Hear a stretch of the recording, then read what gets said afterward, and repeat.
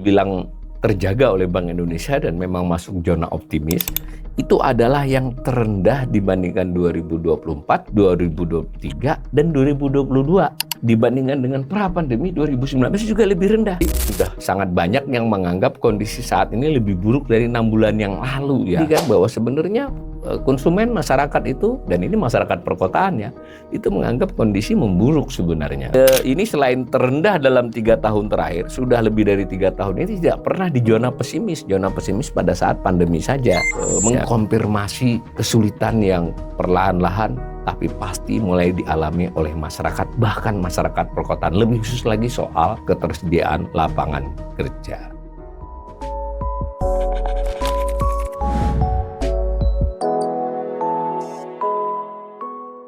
Salam cerdas, Ibu, Bapak, Saudara-saudara yang saya hormati. Sesi assessment kali ini, saya melakukan assessment terhadap hasil survei Bank Indonesia. Nah, Bank Indonesia itu melakukan beberapa survei ya, yang rutin. Salah satunya adalah yang disebut dengan survei konsumen. Tiap bulan itu. Dan pada tanggal 12 Juni lalu diumumkan hasil survei konsumen bulan Mei. Ada siaran pers, rilis ya, resmi dari Bank Indonesia, dikutip oleh banyak media. Kemudian ada lampirannya yang merupakan hasil dari survei tersebut. Kalimat kunci dari hasil survei, judulnya survei Mei 2025, keyakinan konsumen terjaga gitu ya. Itu lalu ada kotak-kotaknya, yang kotak-kotak inilah yang menjadi bagian dari siaran pers. Survei konsumen Bank Indonesia ini dilakukan tiap bulan sejak Oktober 1999. Jadi sebuah survei yang lebih dari 25 tahun ya, sekitar 25 tahun.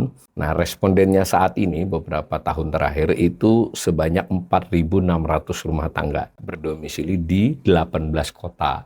Memang kebanyakan survei Bank Indonesia itu ya bias perkotaan ya, sesuai dengan sumber daya yang mereka miliki. Jadi ini memotret konsumen perkotaan, ya, tapi bisa dikatakan juga masyarakat kan. Dari 4.600 rumah tangga yang menjadi respondennya itu berganti ya, tidak tiap bulan sama. Mungkin setelah beberapa bulan ada yang kembali menjadi responden. Tapi kalau untuk 3-4 bulan berturut-turut hanya satu rumah tangga yang bisa. Dari survei di 18 kota, 4.600 sebenarnya diolah oleh Bank Indonesia. Pada dasarnya mengolahnya adalah dari jawaban mereka. Ada jawaban mereka terhadap 6 kelompok pertanyaan. Ada sub pertanyaan yang untuk menguatkan saja. Pada dasarnya 6 pertanyaan. 3 pertanyaan terkait dengan bagaimana persepsi. Nah, di sini ya. Jadi di sini data adalah data persepsi. Makanya disebut keyakinan konsumen. Persepsi dari si konsumen di perkotaan tersebut. Ditanyakan kurang lebih 3 pertanyaan terkait dengan kondisi saat ini ketika ditanya, berarti ini bulan Mei, terhadap 6 bulan yang lalu dalam persepsi mereka.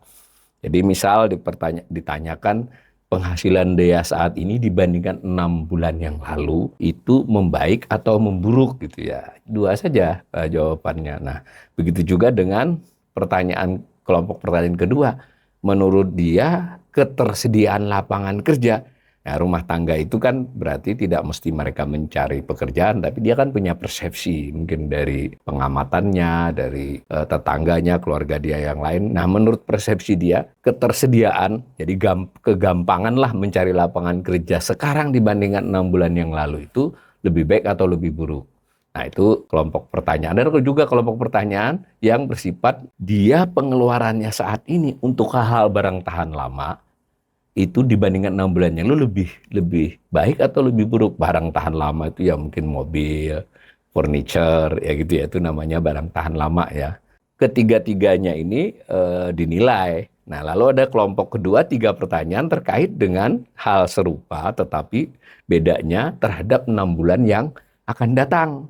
Jadi bagaimana pendapat dia, persepsi dia terhadap kondisi 6 bulan yang akan datang. 3 kelompok pertanyaan yang pertama tadi menghasilkan indeks kondisi ekonomi saat ini dibandingkan 6 bulan yang lalu.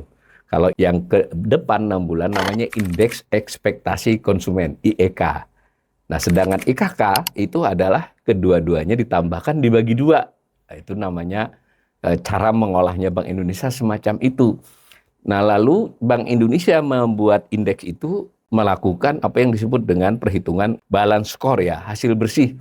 Jadi tadi kan 4.600 nih, berarti kalau umpama 2.300 menjawab misal penghasilan saat ini dibandingkan 6 bulan yang lalu, separuh 2.300 menyatakan lebih baik, separuhnya lagi 2.300 yang lain menyatakan lebih buruk, maka secara persentase kan 50-50 tuh.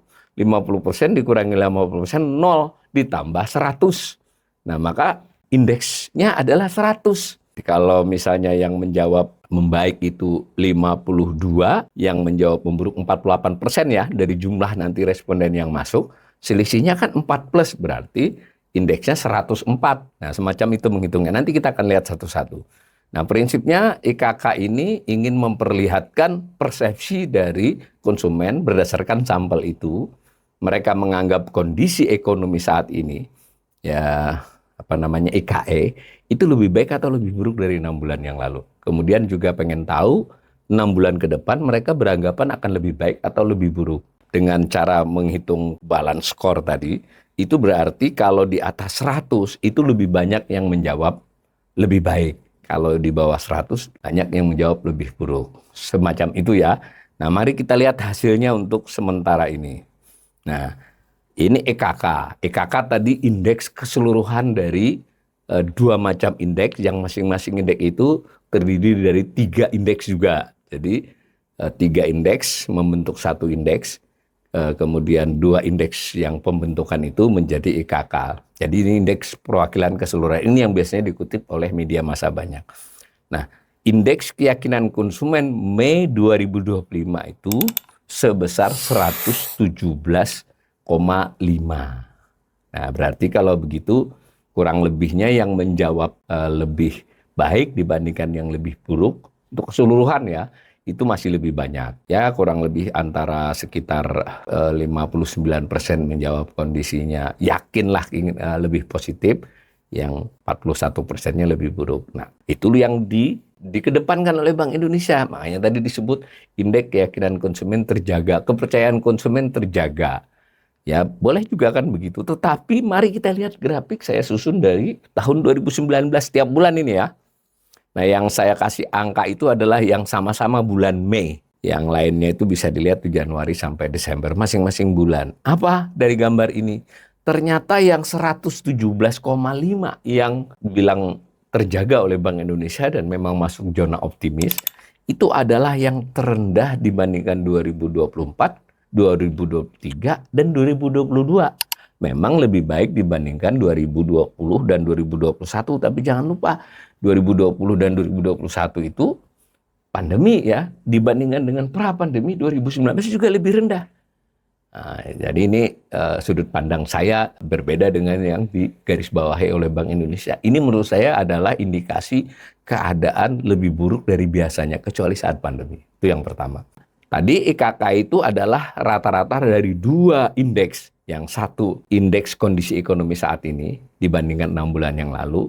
Nah, yang satu IEK, indeks 6 bulan yang ke depan. Nah, bagaimana dengan penilaian kondisi ekonomi saat ini? Menurut responden, ternyata nilainya cuma 106. Ya, artinya kalau 106 itu berarti yang menjawab lebih baik itu kurang lebih 53%. Yang menjawab lebih buruk 47%. Selisihnya kan 6. Nah, berarti 106. Masih lebih banyak memang. Tapi tidak sebombastis IKK tadi, ini subnya ya. Jadi sudah sangat banyak yang menganggap kondisi saat ini lebih buruk dari 6 bulan yang lalu ya. Itu satu informasi dari data yang sama dengan data yang Bank Indonesia ini, tapi cara membaca saya mungkin menggarisbawahi hal yang berbeda dengan siaran pers ataupun dokumen hasil survei itu. Yang kedua, nah yang ini cara saya membaca ini tidak disajikan secara verbal di sana. Jadi silahkan para pemirsa nanti mengunduh hasil surveinya maupun rilisnya bandingkan dengan cara membaca saya terhadap hasil survei yang sama. Nah, apa temuannya? Ya 106 ini juga yang terendah dibandingkan 2022, 23, dan 24. Dan juga lebih rendah dari dulu, dari pra-pandemi. Jadi ini berarti kan dari sisi menilai kondisi saat ini dibandingkan 6 bulan yang lalu, itu sebenarnya terjadi penurunan ya, pemburukan, optimis tapi berkurang optimismenya gitu. Itu IKE. Lalu bagaimana dengan yang 6 bulan ke depan? Nah ini menarik ya, yang namanya indeks ekspektasi kondisi ekonomi ini IEK, itu memang dari pengalaman puluhan tahun survei Bank Indonesia ini langka sekali di bawah 100 ya. Jadi orang Indonesia itu dalam kondisi apapun, kalau ditanya tentang ke depan, itu umumnya menjawabnya keadaannya lebih baik. Terbukti dari angka-angka ini. Bahkan di saat pandemi pun masih di atas 100, hanya ada bulan, kalau saya tidak salah, hanya bulan Juli dan Agustus 2021 itu yang di bawah 100. Selebihnya di atas 100, padahal pandemi loh. Ketika ditanya, bagaimana pendapat Anda? Ya tentu ada kelompok pertanyaannya, tapi kesimpulannya adalah ditanya mengenai kondisi ekonomi 6 bulan yang akan datang, lebih banyak yang menjawab keadaan akan membaik. Nah itu loh. Nah maka nilai 129, ini gede kan? 129 itu sebutlah 30%, selisihnya kan banyak banget itu. Mungkin yang jawabnya berarti antara 65 dengan 35 ya. 65% dengan 35%. Jadi lebih banyak yang optimis ke depan. Tetapi sama dengan temuan yang di depan tadi, dibandingkan dengan tahun-tahun sebelumnya, angka ini tidak bagus gitu loh, buruk. Jadi menguatkan lagi tadi kan bahwa sebenarnya konsumen masyarakat itu, dan ini masyarakat perkotaan ya, itu menganggap kondisi memburuk sebenarnya. Itu 3 indeks ya, IKK, IKE, IEK. IKK itu adalah rata-rata dari IKE dengan IEK ditambahkan bagi 2. Nah, sekarang kita lihat derivasi turunan dari atau yang membentuk masing-masing indeks tadi, yang IKE dengan IEK. Ini kesimpulannya saya tulis begini, yang tadi saya bicarakan. Nah, lalu kita lihat perbandingannya ini. Kalau digambar secara perbandingan, IKK, IKE, IEK, yang biru itu IKK ya, itu memang rata-rata dari yang hitam dengan yang orange ya, rata-rata dari IKE dan IEK. Kalau digambar begini, ini gambarnya sederhana tapi memperlihatkan bahwa kondisi Mei 2025 ini bukanlah kondisi yang baik ya gitu loh. Nah mari kita telusuri dari masing-masing yang IKE dan IEK. IKE tadi kan terdiri dari 3 pertanyaan yang juga membentuk indeks. Pertanyaan pertama yang kemudian jawabannya diolah menjadi indeks adalah responden ditanyakan penghasilannya saat ini dibandingkan 6 bulan yang lalu. Itu memang sebagian besar, maksudnya lebih banyak bukan sebagian besar, menjawab lebih baik dibandingkan 6 bulan yang lalu saat ini. Nilainya 118. 118 itu ya hampir berapa ya? Berarti 60 dikurangi 40, 20, berarti ya kira-kira 59 berbanding 41 ya. 59 berbanding 41%. Yang menjawab lebih baik, lebih banyak. Tetapi sama dengan sebelumnya tadi. Angka 118,1 itu bukan angka yang tinggi, itu lebih rendah kecuali dari saat pandemi. Artinya, kalau berdasarkan angka ini terjadi penurunan optimisme atau penilaian terhadap perbaikan pendapatan saat ini dibandingkan 6 bulan yang lalu. Itu satu faktor, satu komponen. Komponen kedua adalah ketersediaan lapangan kerja. Nah, ini yang paling menarik. Jadi kurang lebih si responden, konsumen atau masyarakat itu ditanyakan keadaannya saat ini dalam hal melihat ketersediaan lapangan kerja dibandingkan 6 bulan yang lalu lebih baik atau lebih buruk, meningkat atau menurun. Yang ditanya 4.600 tadi. Nah ini luar biasa ya, kalau sama jawabannya 2.300, 2.300 nilainya 100. Ternyata ini masuk zona pesimis 95,7 ya, 95,7. Jadi dalam konteks ini kelihatannya mengkonfirmasi isu PHK, isu kesulitan mencari kerja itu terkonfirmasi dari survei Bank Indonesia sendiri yang di perkotaan loh. Dan ini selain terendah dalam 3 tahun terakhir, sudah lebih dari 3 tahun ini tidak pernah di zona pesimis. Zona pesimis pada saat pandemi saja. Ya memang waktu 2019 sempat zona pesimis juga, tapi masih 98,66. Ini kan 95,7 loh. Jadi ini harusnya jadi perhatian pemerintah bahwa sekarang persepsi masyarakat pun terhadap masyarakat perkotaan yang jadi responden ini terhadap ketersediaan lapangan kerja sekarang dibandingkan 6 bulan yang lalu memburuk.